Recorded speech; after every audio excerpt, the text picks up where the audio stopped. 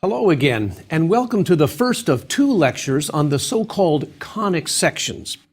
In this lecture and the following lecture, we'll talk about circles, parabolas, ellipses, and hyperbolas. Needless to say, there are lots of applications of these concepts, both in pre-calculus and especially in calculus. In calculus courses, one uses parabolas and ellipses and things like that all the time. This lecture, I'd like to focus on circles and parabolas, and then the following lecture we'll talk about ellipses and hyperbolas. And let me just add that in the final lecture of this series, I'll take a brief look at GPS devices, which will involve circles once again. So what do we mean by a conic section? Imagine the following. Imagine two cones that are hooked together at their vertices. This is often called a double-napped cone. And imagine a plane intersecting those two cones that are glued together. It can intersect in many ways. It might intersect perpendicular to the axes, and you would get a circle as the figure of intersection. Or it might intersect at a slight angle, and that'll generate an ellipse. It could intersect at much more of an angle and you'll get a parabola, and then the hyperbola is an intersection perpendicular to the two cones like this, a vertical intersection. And then you could also get some so-called uninteresting intersections. It might cut right across the vertex and the intersection is a point. It could intersect in a line or in a pair of lines. We won't worry about those kinds of intersections. We're going to be talking about circles, parabolas, ellipses, and hyperbolas. So what's a circle? Well, we've been dealing with circles already. Everybody's familiar with a circle. Here's the technical definition. A circle is the set of all points, the locus of points, x, y, in the plane that are equidistant from a fixed point hk. That's the center of the circle. The distance between the center and any point on the circle is called r, the radius. And knowing that definition as a set of points satisfying that criteria, you have the standard form of a circle that's very familiar to us, I think. X minus h quantity squared plus y minus k squared equals r squared. And in the happy circumstance that the circle has its center at the origin, then the equation simplifies to x squared plus y squared equals r squared. A very familiar equation. Here's a picture of our circle with center hk and radius r, and the points x, y are distance r from the center. So let's play with some circles for a moment. Let's derive some equations of circles and get comfortable with this definition. Here's my first example. The point 1, 4 is on a circle, and suppose you also know the center is -2, -3. Can you find the standard form of the equation of that circle? So we're given the center, -2, -3, and we're given a single point on the circle. What's the equation of this circle? Well, one way to do it is first find the radius, which is the distance between that point and the center. And that radius would be the difference in the x values squared, so 1 minus a -2 quantity squared, plus 4 minus a -3 quantity squared, all square rooted. That'll give the radius, and that simplifies to 3 squared plus 7 squared, or 58. So the radius is the square root of 58. Not a real pleasant number, but there it is. And now we take the equation, x minus h squared plus y minus k squared equals r squared, and plug in all these characters. H, you remember, is the x-coordinate of the center, -2. K is the y-coordinate, -3. And so you have x minus a -2 squared plus y minus a -3 squared equal to the radius squared, which is square root of 58 squared. And so the square root sign disappears, and you're left with x plus 2, minus makes plus. So x plus 2 squared plus y plus 3 squared equals 58. There's your final equation of that circle. Okay, here's a picture of it. There's the center at -2, -3. The point 1,4 is indicated on the circle, and all the other points are the same distance away from the center. So let's analyze another equation, and we'll discover that this is also a circle, but it's sure not written in the standard form. Let's look at the equation x squared minus 6x plus y squared minus 2y plus 6 equals 0. This kind of looks like a polynomial, doesn't it? It's got some x squared and x terms, but it also has some y squared and y terms. It's kind of, you might say, a polynomial in x and in y. And it turns out this is actually the equation of a circle. How are we going to show that? Well, remember how we used to complete the square? We're going to use that skill again. So we start off with our equation, x squared minus 6x plus y squared minus 2y plus 6 equals 0, and we complete the square both for the x terms and for the y terms. So write it like this, x squared minus 6x plus something. What should I put in there so that x squared minus 6x plus that new value is a perfect square? Well, remember the rule, you take the 6, or the minus 6, divide it by 2, and square it. So it'd be 3 squared, or 9. So 9 is the missing term there. Now look at the y, folks. Y squared minus 2y plus somebody. Well, that's pretty easy to see. You would add 1. That's 2 divided by 2 squared. Now, what about that 6 that was in the original equation? First of all, move it to the other side, so it becomes minus 6. And we changed the problem, didn't we? We added a 9, and then we added a 1 to complete the squares. So add the 9 and the 1 on the other side as well. And we're left with the following. X minus 3 quantity squared. We made it a perfect square, didn't we? Y minus 1 quantity squared. And then all the little numbers on the right-hand side add up to 4. So there's our standard equation of the circle. We started off with that funny polynomial type equation, completed the square, and now we discover, oh, that's a circle. What's the center and what's the radius? Well, the center is 3, 1, and the radius is 2. Remember, it's r squared on the other side. The square root of 4 is 2. Here's a picture of that circle. I've indicated the center at 3, 1. And because the radius is 2, you can actually draw some more points on this very conveniently. The point 5, 1 is on the circle because that's 2 units from the center. So is the point 1, 1, and the point 3, 3, and the point 3 minus 1. So you see that we can draw some more points on the circle because we know its center and we know its radius. All right, why don't you be the teacher for a moment? Suppose a student were to ask you the following question.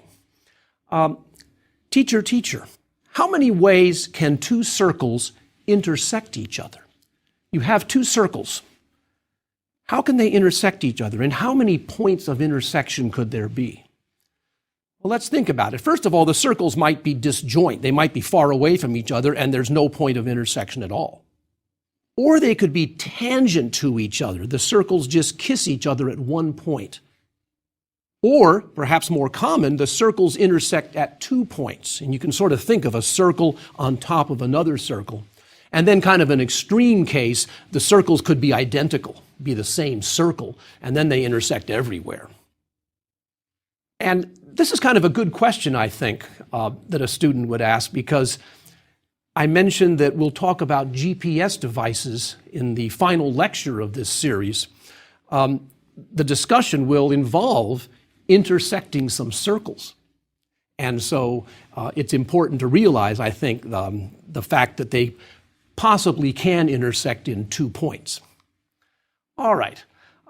Let me remind you of just point out some things about circles. First of all, circles are a special case of what we call ellipses. And ellipses we'll talk about next lecture. Ellipses are sort of more elongated. And we also defined a circle as a locus of points, or as a set of points satisfying a certain property. Well, that technique of dealing with a set of points satisfying a certain property is the same way we're going to define parabolas, ellipses, and hyperbolas. So it's kind of a common technique. And notice also in those examples we did, how important it is to know how to complete the square. Pre-calculus, completing the square is an important skill, and that skill carries through to a calculus course. So let's move on to parabolas. We're familiar with, say, y equals x squared, one of our favorite curves, the parabola opening upwards. Well, we're going to dig a bit deeper now into the world of parabolas. We'll talk about their technical definition as a locus of points, as a set of points satisfying a certain property. We'll derive some equations for parabolas. They'll look a little unusual. We'll see some pictures, and then we'll work with those equations. So here we go. Here's the official definition of a parabola. A parabola is the set of points x, y in the plane that are equidistant from a fixed line, and that line is called the directrix, and a fixed point called the focus. And that focus is not on the directrix. So it's equidistant from a line and a focus, and a single point focus. Here's a picture of what I'm talking about. There is a focus, a single point, and down below you see a horizontal directrix, and a point xy is on that curve if the following is true. The distance from xy over to the focus, which is indicated by d sub 1, is the same as the distance from xy down to that directrix. That would be the perpendicular down to the directrix. Those distances are the same, and that generates this parabola, and in this case, it's opening upwards. Now, there's some more words here. The midpoint between the focus and the directrix is called the vertex, and that's indicated on the graph there. And then the line passing through the focus and the vertex is called the axis of the parabola. Okay, and that also is indicated. There's the axis of the parabola. So, with this definition of a parabola as a locus of points, you can derive the equations of parabolas. And that derivation is not very pleasant, and I don't think I'll do it today. But here's the resulting set of equations for parabolas. Okay, there are really, in a sense, two kinds of equations. The first kind of equation talks about parabolas that either open upwards or open downwards. And then the second group are parabolas that open to the left or to the right. So let's dig in. If you have a vertical axis, then the parabola either opens upwards or downwards. And the standard equation of that parabola with vertex hk is the following. X minus h quantity squared equals 4p y minus k, 4p times y minus k, where p is not equal to 0, of course. And if you have a horizontal axis, if the parabola is opening to the left or the right, then the equation is slightly modified. It's y minus k squared equals 4p x minus h. And of course, again, p is not 0. Okay. Kind of complicated looking equations, I admit it. Let me show you some pictures of how these equations work. Here's a picture of a parabola opening upwards. And its equation is x minus h squared equals 4p y minus k. And here's the case where p is greater than 0. And p is the distance between the vertex and the focus. So you see it indicated there, a positive number p. If the vertex is at hk, then the focus would be p units upwards, so it would be at h comma k plus p. You add p to the y coordinate. Notice that the directrix is equation y equals k minus p, because you're below the vertex. And then you could have a parabola opening downwards. And the only difference now is p is negative. And if p is negative, everything kind of gets reversed here. The vertex, again, is at hk, and the focus now is still h comma k plus p, but remember, p is negative. So when you say k plus p, you're going downwards. And again, the directrix is k minus p. And then you can have parabolas that open to the left and to the right. Here's one that opens to the right, and its equation is y minus k quantity squared equals 4p x minus h. P is greater than 0 when you open to the right, and look how it works. There's the vertex hk, and there's the focus p units away, and it's to the right because p is positive, and that focus is at h plus p comma k. And again, the directrix is over there on the other side. And finally, the fourth kind of parabola would be opening the other direction. Same equation, but p less than 0, and the focus is now on the other side of the vertex. Okay, so kind of complicated. I admit that, kind of complicated equations. Let's work with them for a bit. Let's do some examples, pin things down. Let's find the standard form of the equation of the parabola that has a fixed vertex and a fixed focus. Let's make the vertex the origin, and that's always nice when the vertex is the origin. And let's make the focus, say, 0, 4. So if the vertex is the origin down here and the focus is up higher at 0, 4, this parabola is opening upwards, isn't it? And in fact, I know P is 4 because that's the distance between the vertex and the focus. All right, let's get to work. The general equation for a parabola opening upwards is x minus h quantity squared equals 4p y minus k. And in particular, p is going to be positive, but the center hk is really 0, 0. So that compactifies everything, and our equation is x squared equals 4py. Pretty nice. We know what p is, it's 4. We've got the whole thing. X squared equals 4 times 4y, or 16y. If you want to write it in a more standard form, y is 1/16 x squared. That's our parabola. Here's a picture of it. There's the vertex at 0, 0, and there's the focus at 0, 4, and every point on that parabola is equidistant from the focus and the directrix. Bonus question. What's the equation of the directrix in this example? Well, if the focus is 4 units above, the directrix is 4 units below, so it must be y equals minus 4. Right. Let's do another example. How about the following parabola? See if you like this one. Let's find the standard form, and suppose the vertex is at 1, 0, and the focus is now at 2, 0. So the vertex is here, it's not at the origin anymore, and the focus is to the right, 1 unit to the right. So P is going to be 1 here in this case. Let's do it. Okay, what do we have? Because this is going to be opening to the right, we're going to use that second formula, y minus k quantity squared equals 4p x minus h. What's the center hk? H is 1 and k is 0. So we know some of the characters in that equation. What about p? Well, p was 2 minus 1, the distance from the focus to the vertex, so p is 1. I know everything. Here's the equation. Y minus 0 quantity squared equals 4 times p, 4 times 1 times x minus h, and h is 1, so it's x minus 1.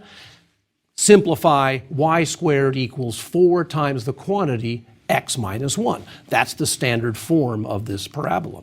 Here's a picture of it. Interesting looking parabola. It opens to the right.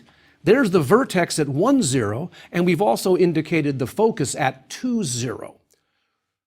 What's the directrix here? Well, it's on the other side. It's the y-axis, isn't it? It's the line x equals 0. It's 1 unit to the other side. Okay, let's do some applications. Go back to that picture and imagine that parabola is rotated about its axis. It's rotated about its axis, generating a 3-dimensional object. And that's called a paraboloid. And you can think of it as a parabolic reflector, or if you look at a flashlight, look down at a flashlight, don't have it on, of course, you'll see that the shape of a flashlight kind of looks like the figure I'm describing. And there's a reason for that. These paraboloids, these parabolas that have been rotated around to form a three-dimensional object, have a certain reflective property. And it says the following, that any rays coming in parallel to the axis are always reflected to the focus. So everything coming in from space with your satellite dish all get sent to the focus of the satellite dish. And that's why you can capture a lot of information and then focus it down to a single point.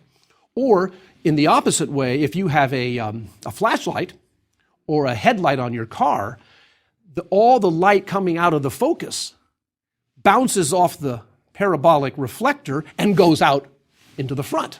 So it goes both ways. So they're kind of neat, this property of reflecting things. And you can prove that in a calculus course, for instance. It turns out that historically, they say that Archimedes actually used this reflective property of parabolas to concentrate the sun's rays on some attacking Roman ships. So Archimedes knew about this reflective property a long time ago. So here's a specific example of this reflective property. Suppose we have the following setup. We have an automobile headlight. So you can imagine what that in essence might look like. It's a piece of a parabola, and then it's rotated to produce a three-dimensional object. And that's going to be our headlight. And suppose the filament of the light itself is 1.5 inches from the vertex of the parabola. Here's a picture of what I'm talking about. The filament, and then you see the back of the headlight there. It's probably going to be metallic, so it'll reflect very well. And then light comes off that filament, hits the parabolic part, and then shoots off straight ahead. So what's the equation of our headlight? That's the question I'd like to ask. What's the equation for the cross-section of our reflector? Well, this won't be too hard. I think we can sort of set it up. Why don't we assume that the vertex is at the origin? And that'll make things a lot simpler. So now the equation, because it's opening to the right and the vertex is at the origin, it's y squared equals 4px, and p is going to be positive. And what's the value of p? Well, remember, the vertex and the focus are 1.5 inches apart, or 3/2. That's the p value. So p is 3/2. Plug that in, and we get y squared equals 4 times 3/2 x, and that simplifies to 6x. And so here's your equation of a cross-section of a typical headlight. It's 1/6 y squared equals x. Kind of nice, kind of a simple application. Okay, let's move on to a little more interesting problem. Suppose you're given the following equation. I'm going to give you an equation. What is it? What is it? Is it a circle? Is it a paraboloid? Or next lecture, will it be an ellipse or a hyperbola, whatever those are? Well, let's find out. Here's the equation. Y squared plus 6y plus 8x plus 25 equals 0. I want to analyze that equation. We're going to rewrite it, and we're going to use our skill of completing the square. All right. Notice in this equation that y occurs to the second power, but x only occurs to the first power. So I don't think this is going to be a circle. I'd have to have x squared to have a circle probably. So let's complete the square, but just for the y portion. So it's y squared plus 6y plus something. Y squared plus 6y, half of 6 is 3, 3 squared is 9.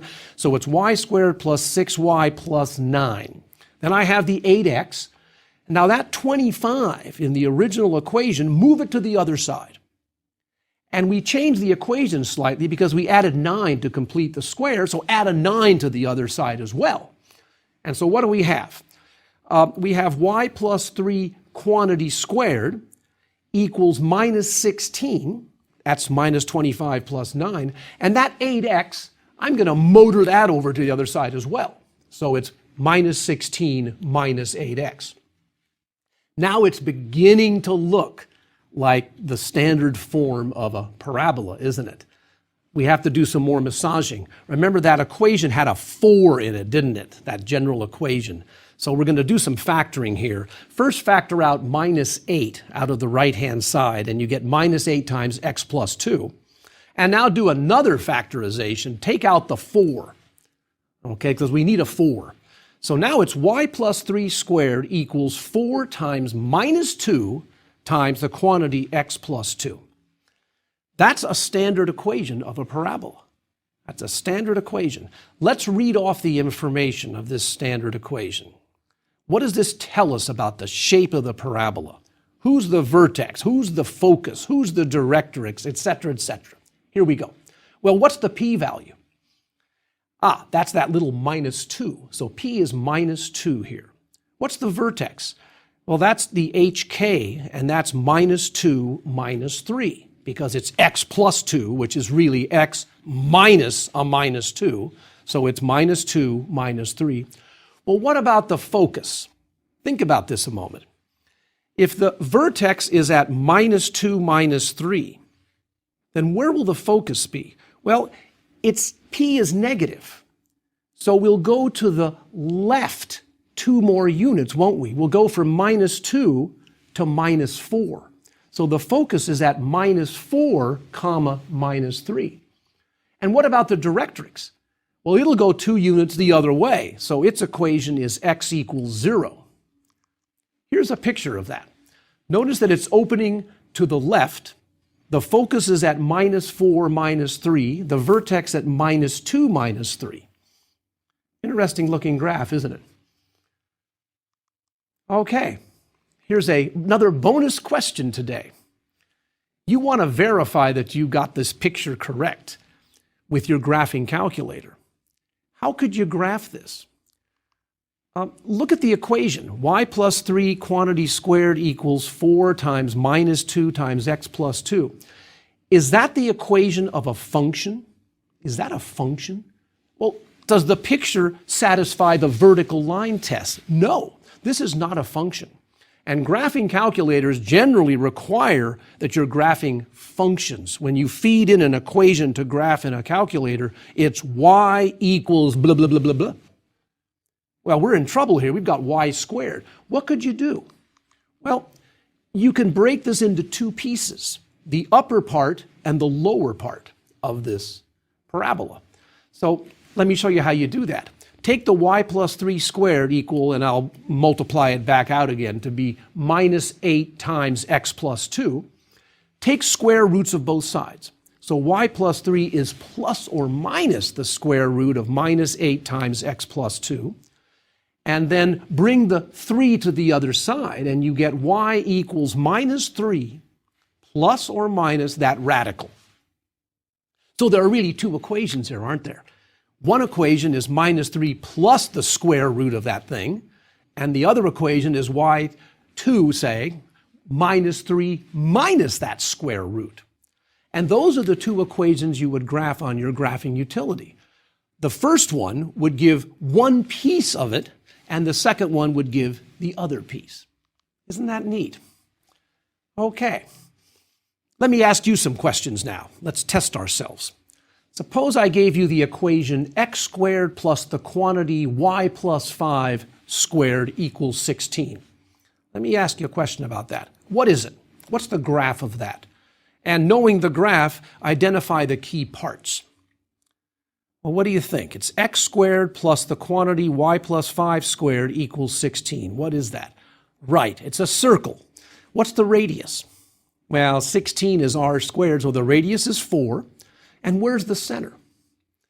Well, remember, it's x minus h and then y minus k, so the center is at 0 minus 5, isn't it? That circle is at 0 minus 5.